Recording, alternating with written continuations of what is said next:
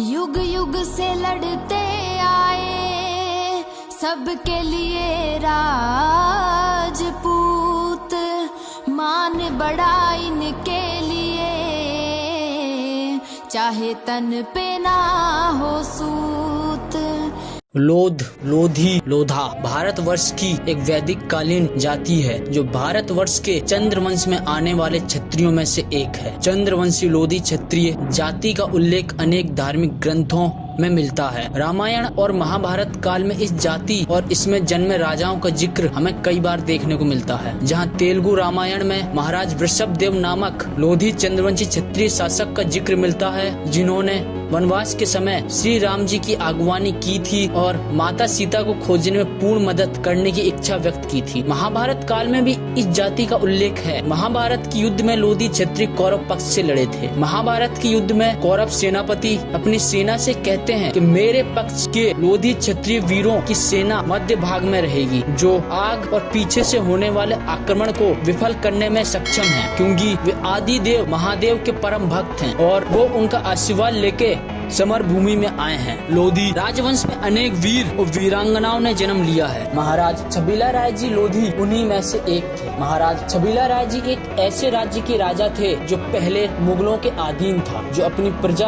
पर अत्याचार करते थे। तब प्रजा और राज्य के ब्राह्मणों ने राज्य के ही एक चंद्रवंशी लोधी क्षत्रिय से मदद मांगी और उस क्षत्रिय ने भी अपना छात्र धर्म निभाया। तो चलिए जानते हैं कि आखिर महाराज छबीला राय जी ने अपना छात्र धर्म कैसे निभाया और कैसे अपनी प्रजा की रक्षा की।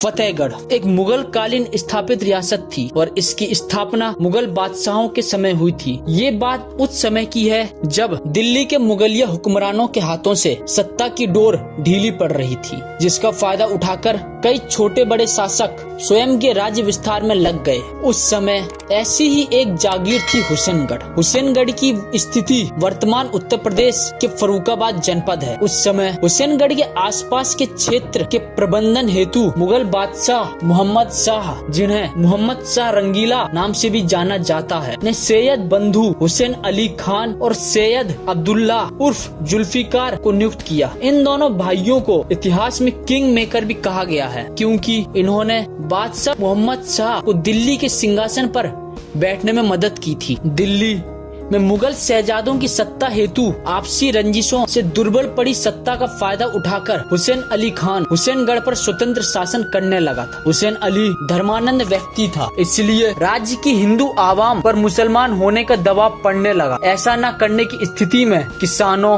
व आवाम को तरह तरह से प्रताड़ित किया जाने लगा। त्रस्त जन सामान्य ने हुसैनगढ़ के छोटे किंतु प्रतिष्ठित जमींदार छत्री श्री छबीला राय जी से शरण मांगी और उन्हें सारी आपबीती बताई। जन सामान्य की आपबीती सुनकर जमींदार श्री छबीला राय जी का रक्त खौल गया एवं क्रोध में उनकी आंखें लाल हो गई। तब उस क्षत्रिय वीर ने शरण में आए लोगों की रक्षा का बीड़ा उठाया और हुसैनगढ़ से मुगलों का समूल नाश करने की प्रतिज्ञा की। तब उन्होंने अपनी छोटी सी सेना और प्रजा के सहयोग से हुसैन अली के खिलाफ विद्रोह कर दिया, जिसके कारण हुसैन अली और छबीला राय जी के मध्य 3 दिन तक युद्ध चला, जिसमें हुसैन अली की मृत्यु हो गई और हुसैन अली का छोटा भाई सेना नायक जुल्फिकार अली भाग खड़ा हुआ। सेना ने आत्मसमर्पण कर दिया और हुसैनगढ़ पर छबीला राय जी का कब्जा हो गया। तब ब्राह्मणों और प्रजा ने उन्हें हुसैनगढ़ का नया राजा बनाया और उनका राज्य अभिषेक किया। महाराज छबीला राय जी ने हुसैनगढ़ का नाम बदलकर फतेहगढ़ रख दिया। तो इस तरह से हुसैनगढ़ फतेहगढ़ बना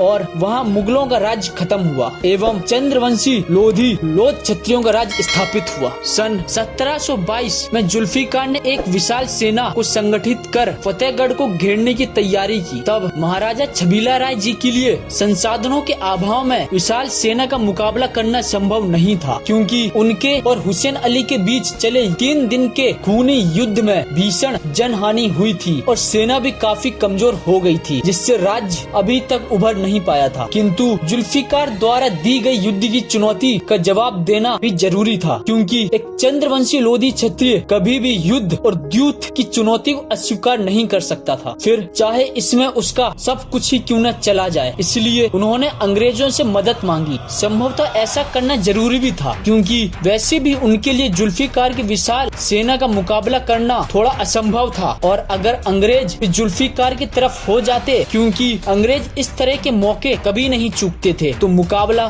शायद बहुत मुश्किल हो जाता और शायद हुसैनगढ़ को एक भारी हार का सामना करना पड़ता। अंग्रेजों ने युद्ध में सहायता प्रदान करने के एवज में फतेहगढ़ का आधा राज्य मांगा, जिसे महाराजा छबीला राय जी ने ना चाहते हुए भी स्वीकार करना पड़ा। जुल्फिकार ने एक विशाल मुगल सेना के साथ फतेहगढ़ पर धावा बोल दिया। तब महाराज छबीला राय जी ने अपनी राजपूत सेना, जिसमें लोधी राजपूतों के साथ और कुछ अन्य जातियों के सैनिक भी थे, ने मिलकर मुगलों का सामना किया एवं अंग्रेजों की सेना ने भी इनकी सहायता की। मुगलों लोधी राजपूतों के बीच बड़ा भयंकर युद्ध हुआ। इस युद्ध में महाराजा छबीला राय जी ने सैकड़ों मुगल सैनिकों को मार डाला। उनका रौद्र रूप देखकर मुगल सेना में भय व्याप्त हो गया और वे महाराज छबीला राय जी और लोधी राजपूत वीरों से बचने के लिए इधर उधर भागने लगे। उस युद्ध में महाराज छबीला राय जी की विजय हुई और शर्त के अनुसार महाराज छबीला राय जी ने अपना आधा राज्य अंग्रेजों को